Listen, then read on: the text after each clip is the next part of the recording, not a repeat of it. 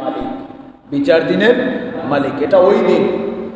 আর দুনিয়ার দিন, যেই দিন দিয়ে আমরা জীবন চালাবো, যেই দিন দিয়ে আমি আমাকে সাজাবো, যেই দিন দিয়ে আমরা আমাদেরকে সাজাবো, যেই দিন ছাড়া শান্তি আসবে না, যেই দিন ছাড়া দুনিয়া বাঁচবে না, এই দিন হলো ইসলাম। এই দিন কি? ইসলাম।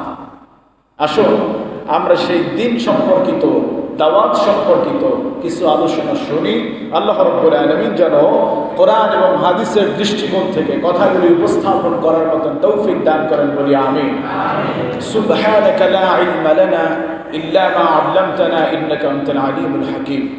সম্মানিত ভাইয়েরা, আমরা কোরআন এবং হাদিসের কোণ থেকে যে আলোচনাগুলো শুনে থাকি, এগুলি আমাদের জন্য মানা ফরজ। মানা কি? ফরজ। যদি না মানি তবে আল্লাহ এবং রসুলের বিরোধিতা করা হবে, আল্লাহ এবং রসুলের সাথে বেঈমানি করা হবে, গাদ্দারি করা হবে।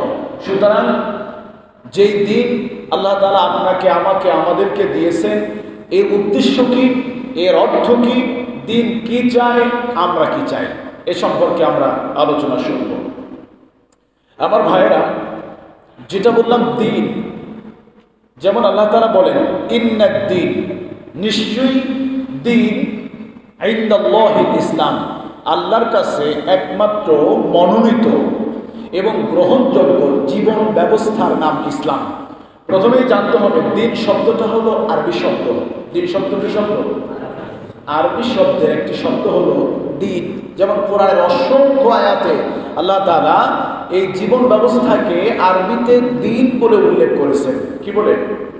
দিন বলে। আরবিতে দিন একটি আরবি শব্দ।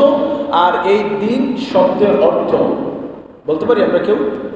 দিন শব্দের অর্থ না, ইসলাম না। দিন শব্দের অর্থ ইসলাম না। দিন শব্দের অর্থ জীবন ব্যবস্থা। দিন শব্দের অর্থ জীবন ব্যবস্থা। জীবন ব্যবস্থার নাম হলো, আরবি বলা হয় দিন। আমার জীবনটাকে সুন্দরভাবে যেটা সাজিয়ে দিবেন, আমার জীবনটাকে সুন্দরভাবে পরিচালনা যিনি করাবেন, আমার জীবনটাকে যিনি পরিপাটি করে দিবেন, তার নাম হলো দিন। তার নাম কি? আর জীবন ব্যবস্থার নাম ইসলাম। জীবন ব্যবস্থার নাম, জীবন ব্যবস্থার নাম। তাহলে জীবন ব্যবস্থা মানে হলো আমার জীবনটাকে পরিচালনা করার জন্য। আমার জীবন ব্যবস্থা মানে হলো আমার নিজের ব্যক্তিগত জীবন চালাবো, আমার সামাজিক জীবন চালাবো, আমার সংসার জীবন চালাবো, আমার রাষ্ট্রের জীবন চালাবো, আমার ব্যবসায়িক জীবন চালাবো, সমস্ত জীবন চালিয়ে চালাবো। সেই চালানোর মূল চাবির নাম হলো ইসলাম। চাবির নাম কি? চাবির নাম কি?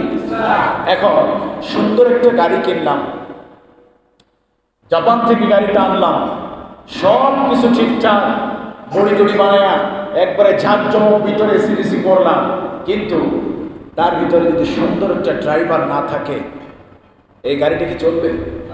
সাধারণ অর্থে বুঝি, যত ভালো গাড়ি হোক না কেন, যত ভালো উন্নত মানের ইঞ্জিন হোক না কেন, যদি ভালো একজন ড্রাইভার না থাকে তবে ওই গাড়ি চলবে। এই পৃথিবীটা আল্লাহ তাআলা চমৎকার করে সাজিয়ে দিয়েছেন।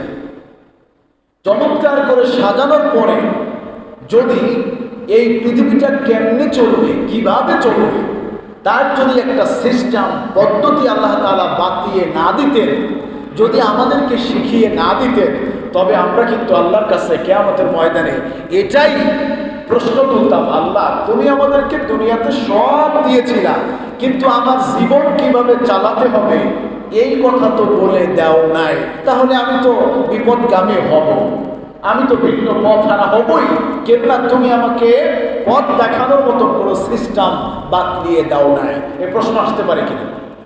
একজন সিকিউরিটি গার্ড নিয়োগ দিলেন, নিয়োগ দেওয়ার পরে বললেন তুমি আজকে থেকে আমার সিকিউরিটি গার্ড।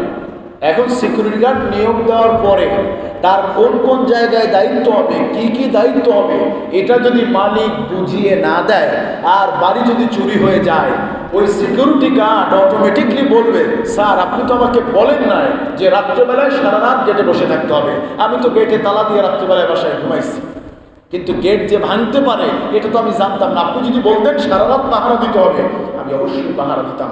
এই প্রশ্ন সিকিউরিটি গার্ড করতে পারে কি পারে না? আপনি একজন অফিসের কর্মকর্তা, আপনি একজন ওয়ার্কার নিয়োগ দিয়েছেন, নিয়োগ দেওয়ার পরে যদি তাকে সুন্দর করে বলে না দেন আজকে থেকে তুমি এই নিয়ম ফলো করে চলবে, ঠিক এই কয়টা বাজে ঢুকবে, এই কয়টা বাজে বের হবে, এই কাজগুলি হবে, এর ব্যতিক্রম যদি হয় তবে কিন্তু তুমি চাকরি হারাবে, বলে দেওয়ার দায়িত্ব কর্মকর্তার আছে কিনা? আছে। যদি না দেই তবে কিন্তু আমরা যারা কর্মকর্তা আছি তারাই দোষী হব। কিয়ামতের ময়দানে যাতে আল্লাহ তাআলার কাছে মানুষেরা এই অবজেকশন দিতে না পারে, আল্লাহ তুমি আমাকে দুনিয়াতে পাঠিয়েছো ঠিকই, কিন্তু দুনিয়ায় আমার জীবনটা কিভাবে চালাবো তা তুমি বলে দাও নাই।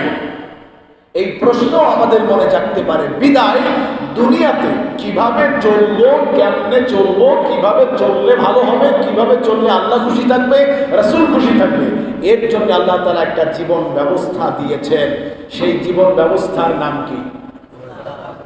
ইসলাম। জীবন ব্যবস্থার নাম কি? ইসলাম। এখন জীবনটাকে চালানোর জন্য আমরা ইসলাম চাই কি চাই না? কিভাবে চাই এটাও বোঝা দরকার। ইসলাম কি শুধু মুখে মুখে চাই, না নিজের জীবনের সাথে চাই, না সন্তানদের জীবনের সাথে বাস্তবায়ন করতে চাই? ইসলাম বাস্তবায়ন করলে কি হবে কি না হবে এটা অনেকেই বুঝে, তবে বুঝেও না বোঝার ভান করে, আছে না নাই? মসজিদের মধ্যে ইসলাম মানি আমরা, মাদ্রাসার মধ্যে ইসলাম মানি আমরা, তারপরে মাহফিলের মধ্যে ইসলাম মানি আমরা, জানাজার নামাজের মধ্যে ইসলাম মানি আমরা, তবে বাস্তব জীবনের সাথে আমরা ইসলাম মানতে চাই না, যার কারণে আমরা আমাদের সমাজে শান্তি আনতে পারি না।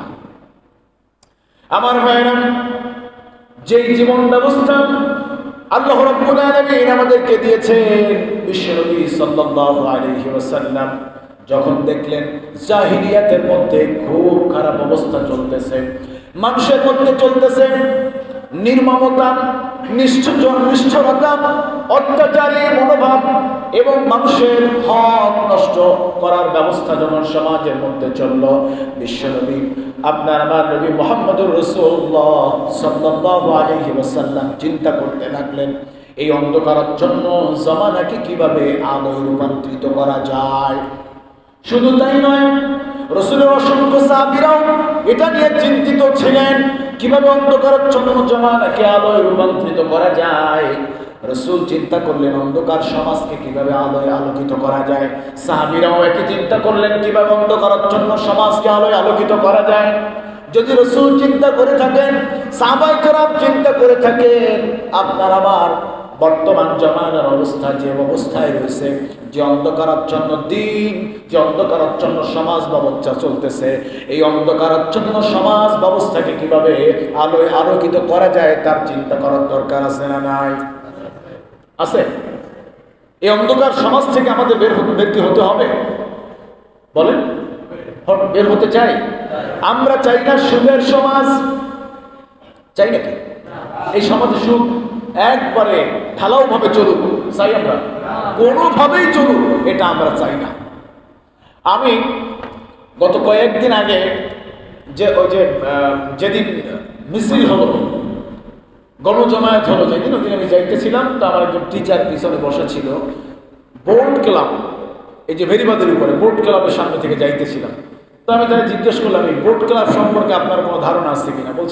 আমি বলছি আমার কোনো ধারণা নেই, এখানে কি হয়। বলছে স্যার এখানে আসে বড় লোকরা, এখানে যে কেউ ঢুকতে পারে না। বললাম এখানে কেন, কি হয় এখানে? বলছে এখানে বিশেষ করে ব্যবসায়িক, যে আমি শোনা কথা বলতেছি, ব্যবসায়িক আলোচনা, ব্যবসায়িক চুক্তি, ব্যবসায়িক কথাবার্তা এখানে হয়। শুধু স্যার এটাই হয় না, এখানে চাইলেই তারা এই জায়গাটায় মদ কেনা বেচা, মানে সরকারের জায়গা থেকে জায়েজ, সরকারি জায়গা থেকে এই জায়গায় ওপেনলি মদ খেতে পারবে, বিক্রি করতে পারবে, চাইলে এখান থেকে মদ কিনেও নিয়ে যেতে পারবে। তখন আমি শুনলাম, মনে পড়লো